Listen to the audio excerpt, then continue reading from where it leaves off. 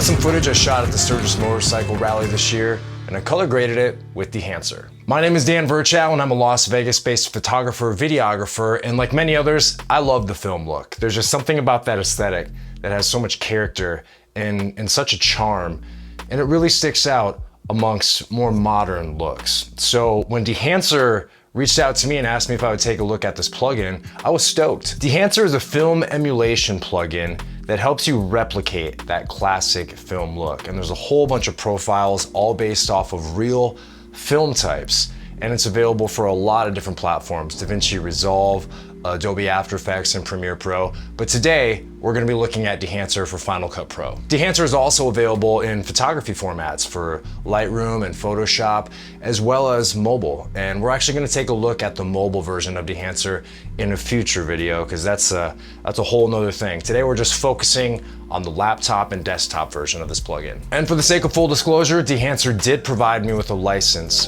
for this plugin, but they gave me no parameters about what I'm supposed to speak on. They actually said be as honest as possible because they want to use any feedback or criticisms as a way to improve the program in the future. Mad respect to them for that. So we're gonna look at Dehancer for Final Cut Pro today to see if this is a plugin that maybe you're interested in adding into your toolbox when you want to try and get that film look. Let's dive in. All right, so here we are inside of Final Cut Pro. Let's take a look at how to use Dehancer. We're gonna take a look at that footage that we started this video off with, the clips from the Sturgis Motorcycle Rally. And as you can see here, it's already all colored. It's exactly how I left it after I edited it. And I put Dehancer on adjustment layers, not on individual clips, because with an adjustment layer, it just applies to everything that's under it. And to me, that's the easiest way to color grade. Maybe not for everybody, but that's how I like to do it. So we're gonna turn that off. We're just gonna start from the start here. We're gonna grab an adjustment layer, which there's actually not one native to Final Cut Pro. I use one from MotionVFX. I use a lot of their products, really cool plugins.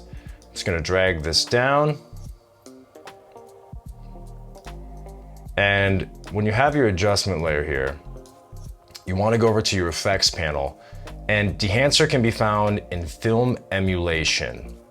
Just take that, drag it over here, and you'll see instantly that it changes the look of your footage. It has a default of the profile Kodak Vision 3 250D, which is a great profile. And honestly, you're probably gonna find yourself using that one a lot. So I can see why they make it the default. So how does this work? Let's check it out.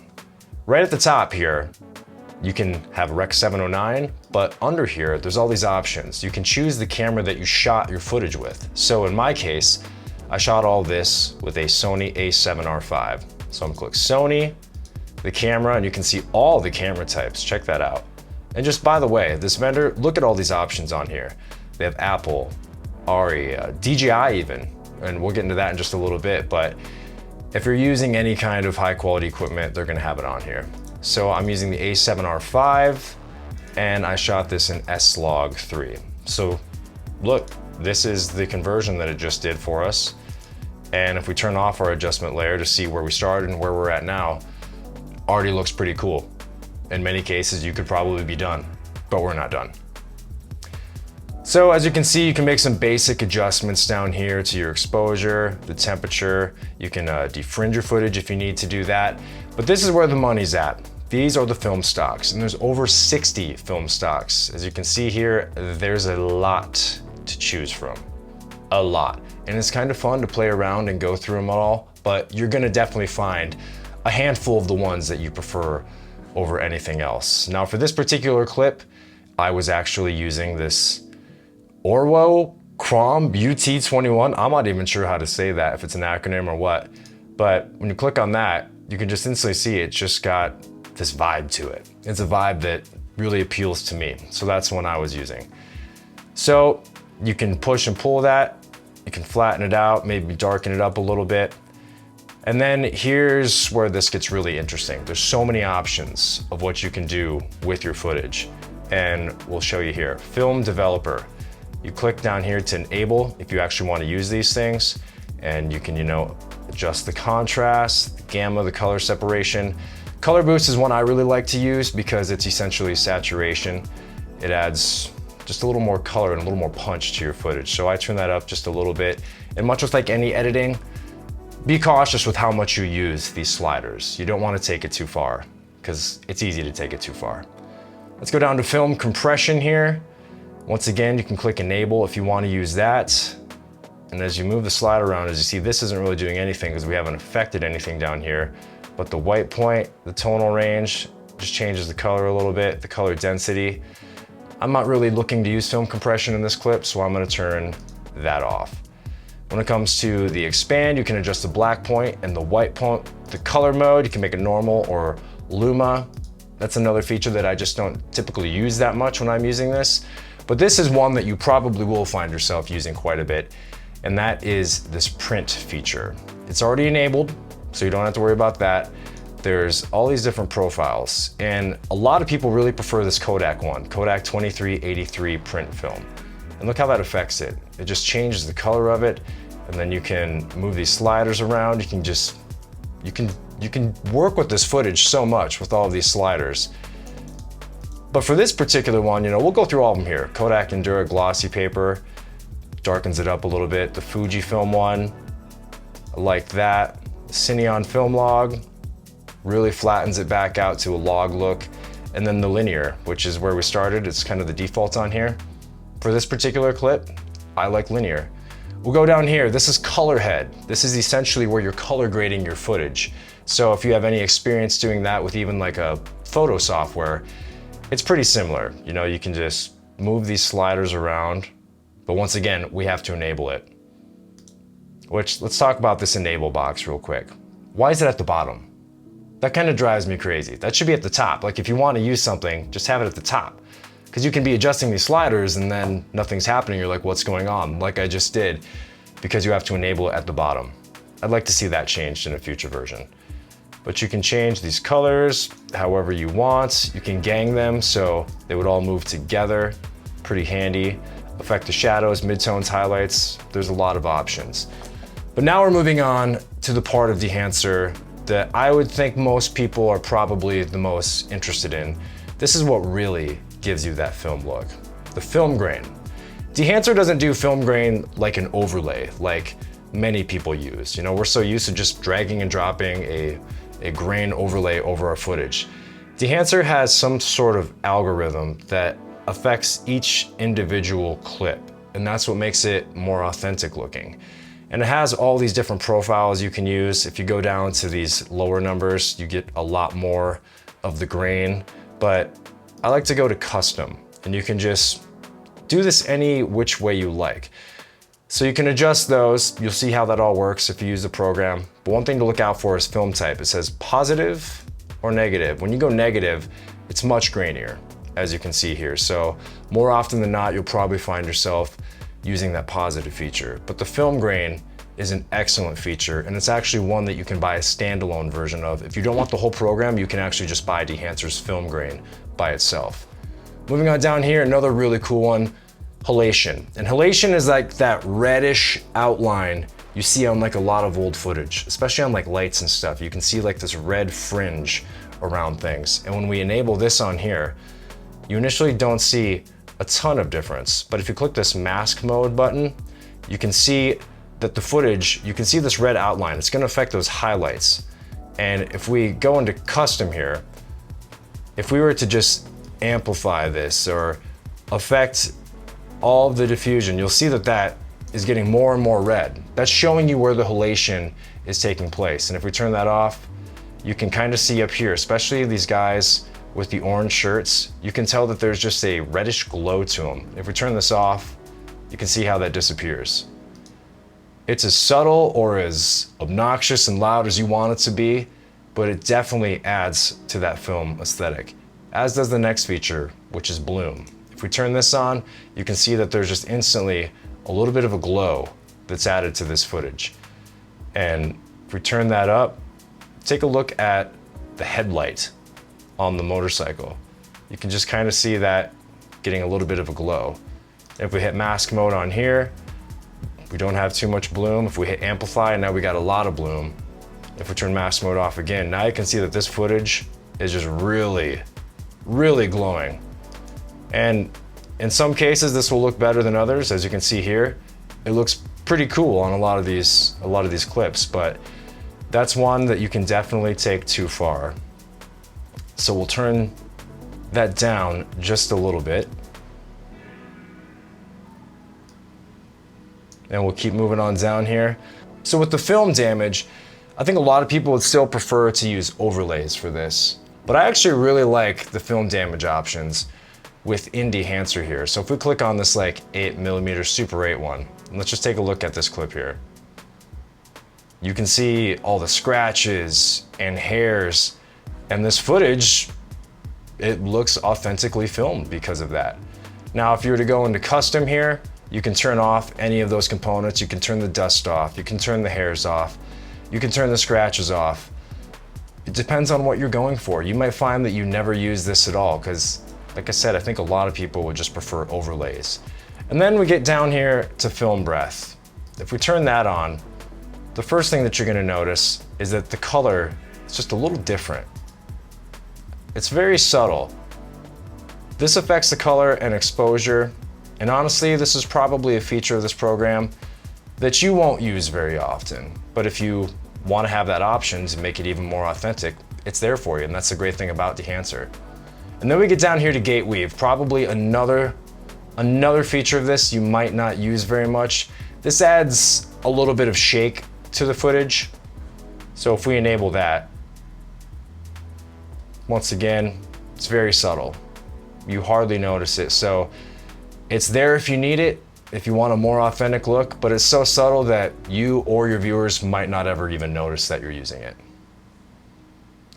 So as we continue down here, we have overscan.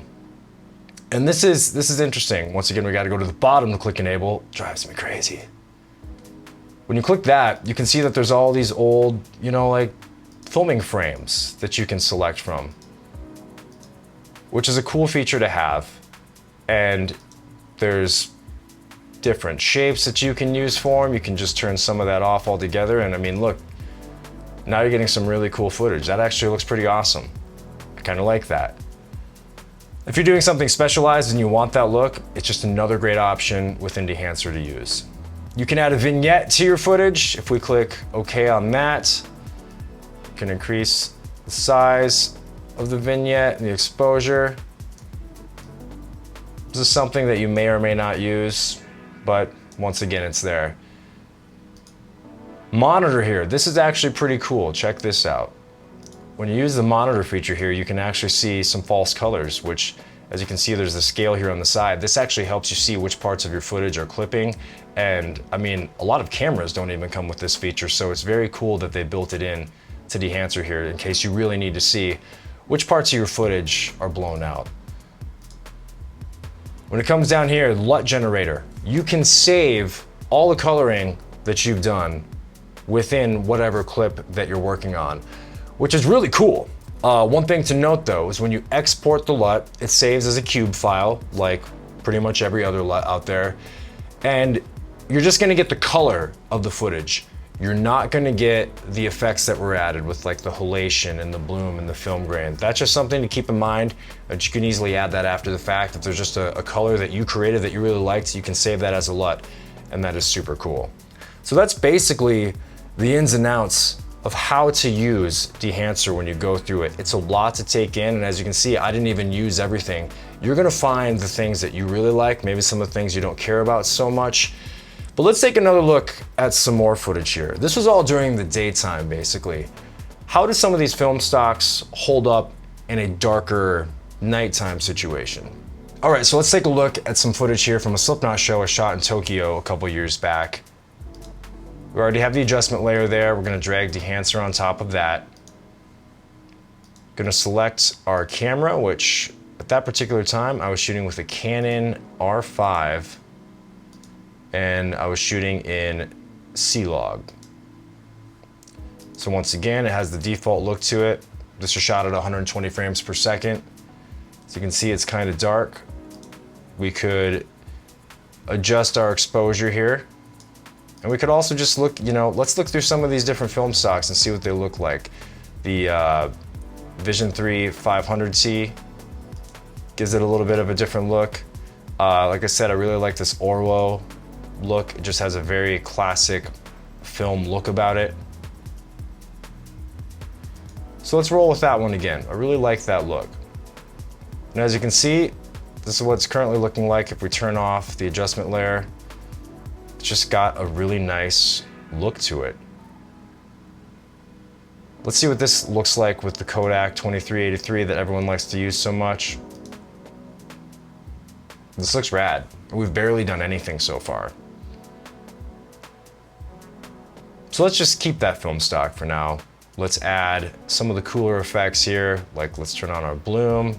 You can see how that looks. Halation. And let's add quite a bit of film grain here.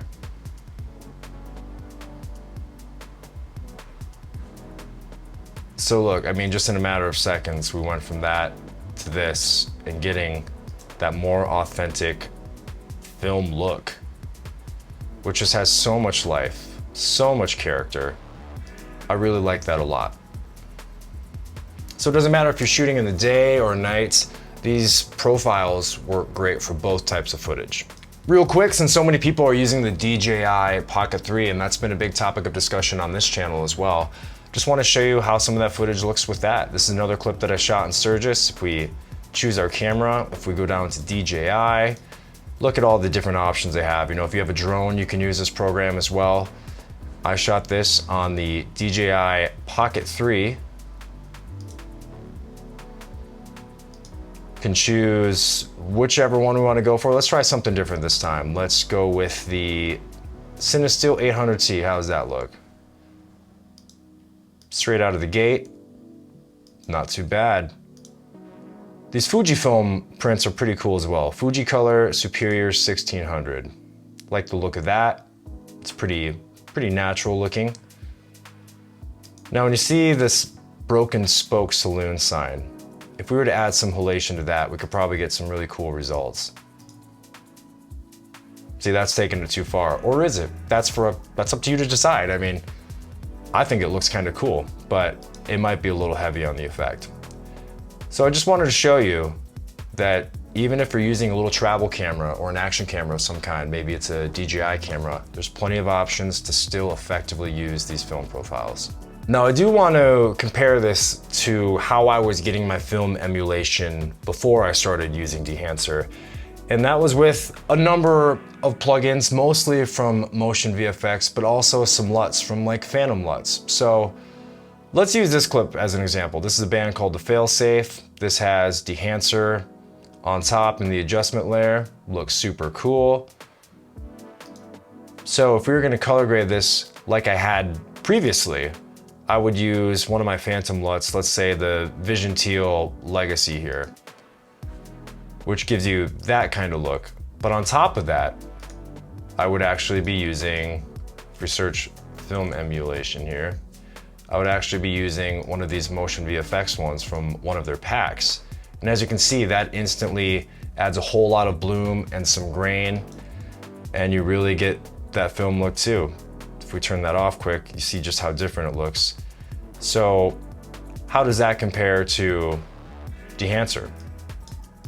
Slide this over. The Dehancer one with that film profile gives it a lot cooler color in my opinion. As you can see, the sky turns blue with the Dehancer version. We're just gonna let this flow from Dehancer into the MotionVFX one. Obviously this all depends on how you color and everything, but I have to say, to be honest, this film emulation just adjustment layer from MotionVFX, which I believe is in one of their music video packs, it works extremely well. If we were to just put this over here, we'll turn Dehancer off. Just let this flow from this way. I mean, with just two things, a LUT and that film emulation, it looks pretty good. But in this particular case, I really like what I was able to dial in with Dehancer. All right, so you can kind of see what this program is all about. It's very elaborate. You can do a lot with it. You can really fine tune it to however you want it to look. But what are the downsides? If you've watched other reviews of Dehancer, you've probably seen that this is a very taxing plugin on your computer. And I am using an M1 MacBook Pro it's the original from 2020 when that came out, 16 gigabytes of RAM, and it's tough on my computer. But as you saw in the examples we were doing, if you just use an adjustment layer, that'll really alleviate that problem because you can just turn that off while you're editing your video, or just save the color grading for the very end, edit it exactly how you want, and then add that adjustment layer with Dehancer in that adjustment layer, and it really alleviates that problem. A very petty complaint of mine was the enable button on all the options within the plugin. And once again, we gotta go to the bottom to click enable. It drives me crazy. It's just strange to me that it's on the bottom, because sometimes you're just like messing with all these sliders, but they're not actually doing anything because you haven't actually enabled that portion of the program yet. So I wish that enable checkbox was at the top of each of those options. The top complaint you're gonna see about a plugin like Dehancer is the price. It is a very premium product. It comes in at $450 if you want to buy the lifetime license, which will include all the updates, and they're always going to be adding things to it. But $450 is a lot considering a program like Final Cut Pro itself costs $300 for a lifetime pass. But you also don't have to buy the full package of Dehancer. They have a light version of it that has a few of the options taken away, or you can buy some of those effects individually, like the halation and the bloom and the film grain. You can buy those individually as well if you just want to use those. So is it worth it? I mean, obviously that's something that you have to determine yourself, but it works. That's the main thing about it. If you're looking for some authentic film looking footage, you want to make your footage look like that, Dehancer is absolutely the way to go. There's so many options, there's so much you can do.